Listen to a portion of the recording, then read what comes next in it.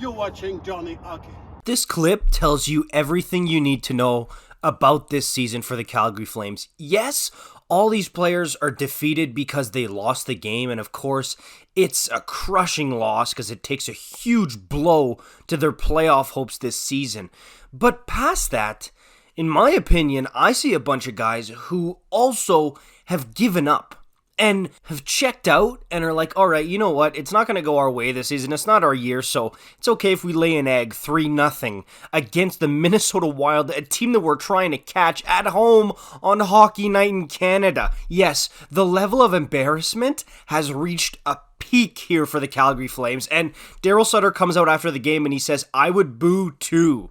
And while I guess I do appreciate that from Darryl calling out his players, no I don't. What am I saying? I don't like that from Darryl Sutter. I don't. I was trying to spin the positive light out of it.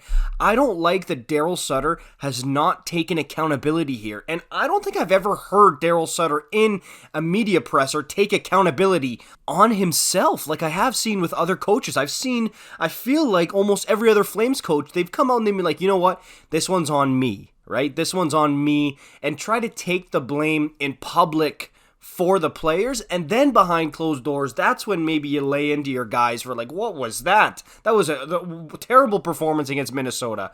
So I'm not a fan of what Darryl did last night. I boo them too. Our top players didn't show up, all this stuff, because if you go on Flames Twitter, and I agree with a lot of it, Darryl Sutter, he's got plenty of blame in this, and he has some accountability that he should be taking here because he's made a ton of mistakes this season that he needs to account for as well. It's not just the top player's fault, and I know a lot of people are going to say, oh, well, Darryl doesn't put on the skates, he doesn't go out there and play. Dude, he's the head coach. He's the head coach. We're not talking about me here. I have zero impact on this team, right? He's the head coach. He has one of the biggest impacts on this team, and he definitely can make a difference if the team wins or loses. So I don't want to hear this, oh, he's not putting on the skates thing, because trust me, Darryl's got a huge hand in the pie here, and he just needs to take some accountability for it. But this Calgary Flames team, they just wilt when the moments get big. I think of that 3-1 Ottawa Senators lead, that all they had to do was close it out, and they blow the lead the final 2 minutes, and then Markstrom lets in that muffin against Tim Stützle.